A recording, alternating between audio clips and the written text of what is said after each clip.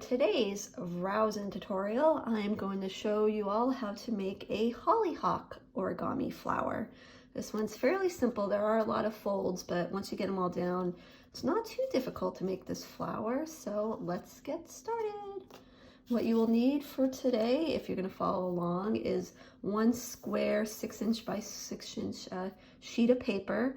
I am using traditional origami paper. Purchased these on Amazon. I'll have the link in the description below. And if you want, you can also get a bamboo stick, pencil, some kind of stick to help curve out those edges. And without further ado, let's get started. So if you are using traditional origami paper, mine is colored on both sides, but if yours happens to have the one colored side, one white side, you are going to want the white side facing up. So what we're going to do is we're going to create a valley fold, a center fold, like so. And we're going to be making a lot of creases in our paper. So one line, open it up so you have one crease going down the center of your paper. And then you're going to take each of these edges and you're going to fold them in towards the center so that the edge lines up towards the center, like so. So do one side, open it up, flip it over, do the other side. So you should, if all goes well, have 4 elongated rectangles on your sheet of paper. And then what you're going to do is from here, you're going to rotate your paper 90 degrees, and you're going to repeat those same steps. So again, I'm going to fold this paper in half. Now the goal is to make 16 squares on the paper. So you can imagine what I'm going to do next. Open up that sheet. There you go. So I have a line running down the middle, and again I'm going to take these 2 outer edges and I'm going to fold them in towards the middle, like so. Here we go. Edge number 1. Awesome. Open it up. And for me, I usually have to turn it around because I'm right-handed, so it's easier for me to fold more precisely with my right hand, but whatever works for you. This is art. This is your world, as Bob Ross would say. Do what you want. And when you open everything back up, you should hopefully have 16 squares of individual sizes. From here, you're going to have to make sure that you flip your paper over so that the colored side is facing upwards, okay? And then I'm going to take the upper right-hand corner, I'm going to fold it down to that lower left-hand corner, like so. Until I open it back up. So I have a diagonal line running across. And with that line, I'm going to make a few more diagonals. The goal is to try to make X marks across each square. So to achieve that, I'm going to take this upper right-hand corner and I'm going to fold it in towards that center dot, like so. Boop. So I have this line. And then I'm going to take that corner and I'm going to fold it in towards this spot right over here. That makes sense. I'm not quite sure how to refer to that spot, but now you see I have 2 lines, one right here, and now I have to make a line on that upper corner, and for that I'm just going to take this and I'm going to fold it in towards that center like so, Voop. And there you go. So one side I have a bunch of lines going through it. I need to repeat the process on this side. So for me, because I'm right-handed, I'm going to flip that paper back over. I'm going to repeat the process. So taking that corner, putting it towards that center, like so. So I make my first line, and then taking that corner and putting it in that spot right down here in the lower left, and making that spot. Boink. And you guessed it, I'm going to flip this lower corner down to make the crease in the center of that square. So now I have a bunch of creases going in one direction through all my squares. I want to repeat the process so I can finalize that X in each of the squares. So what I'm going to do is, once again, I'm flipping that paper 90 degrees and I'm just going to repeat the process. I am folding the paper in half like so. Wink.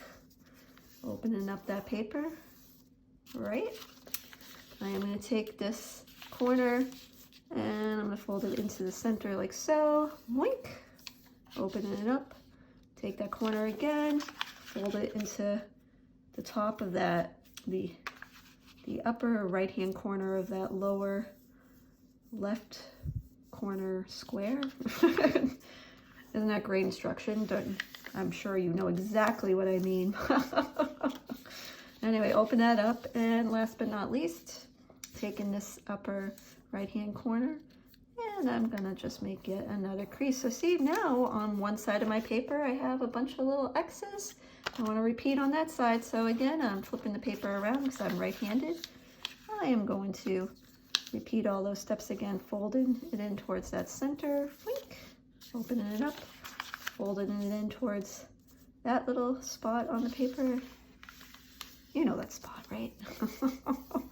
Opening it up, wink, and last but not least, folding that upper corner in so that I now have 16 individual equal-sized squares with 16 crosses running through, or X's running through each square. Now from here, what I'm going to do, make sure the color side is still facing up. I'm going to take each of these 4 corners and I'm going to fold them in towards the center to make a smaller square. So here we go, here I go, here I go. So now I have a smaller square, like so. And you know what? I actually messed up. I don't want the colored side up, I apologize. You're actually gonna flip this over so that it's the white side up, and then you're gonna fold these corners in. Oh gosh, what a great tutorial already. Oh, I can just see the subscribers. Oh, I can't wait to subscribe to your channel so I know what not to do. Oh, yes, yes.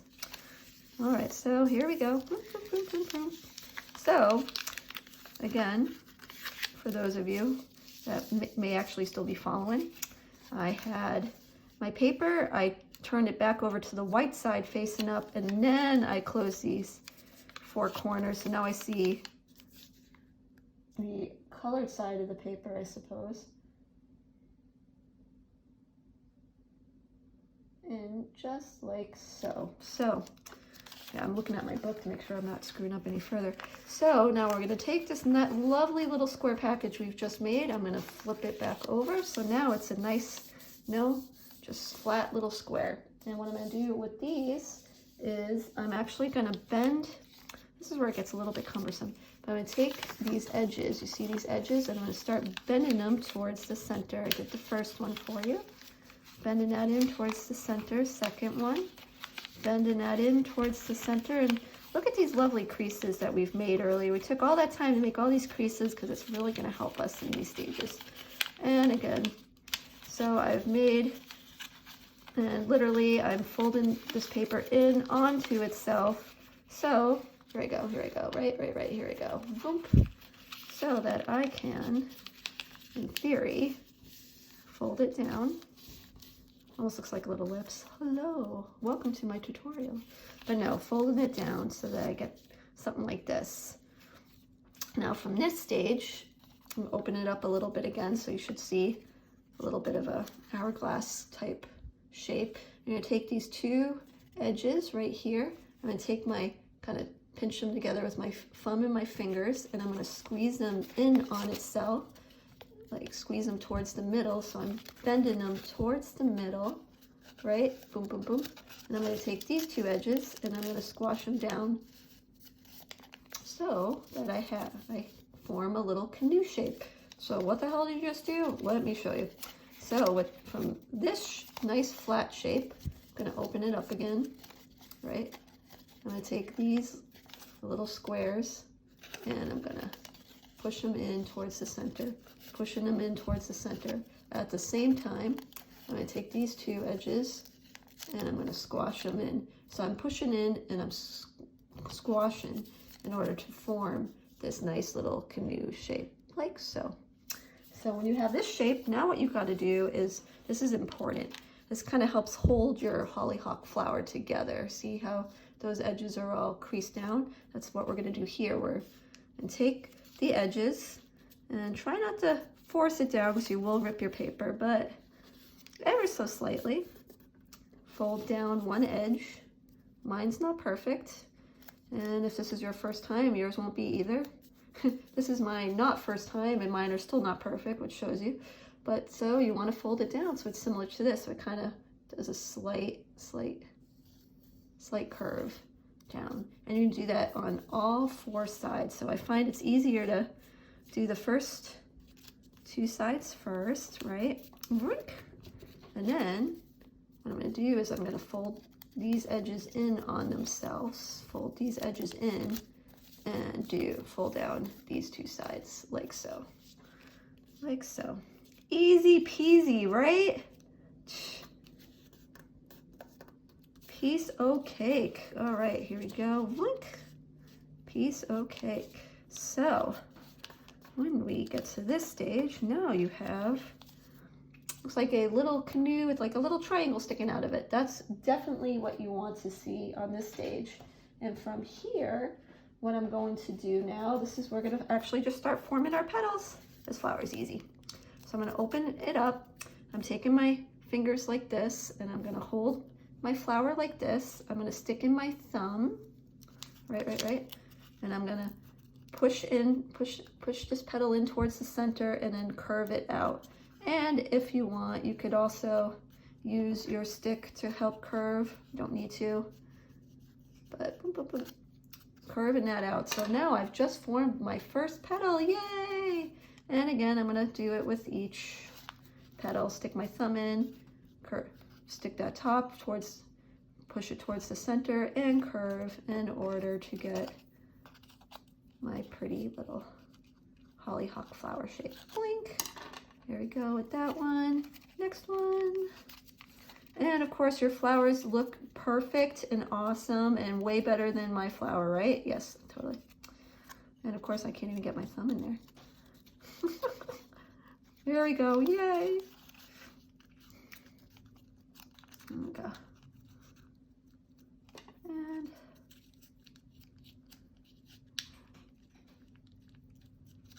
there we go with the other petal. And again, flink, flink, flink. Opening this up, opening this up, opening this up, pushing that towards the center, curving that petal. Really like these bamboo sticks, they help a lot.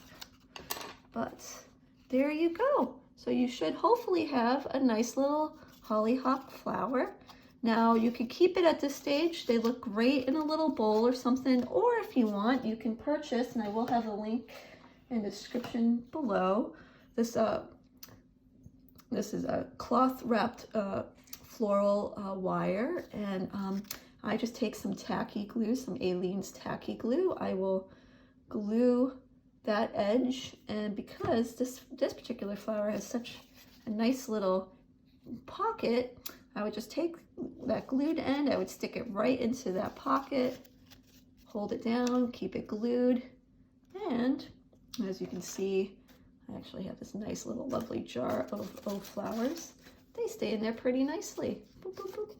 And I usually like to curve the flowers a bit so that the flower, or curve that stem so the flowers kind of hang down like a regular flower would. So thank you so much for watching this tutorial. If you want to see more tutorials by me, please hit the subscribe button, which should be floating around any second now, and I will see you for a future tutorial. Thanks so much.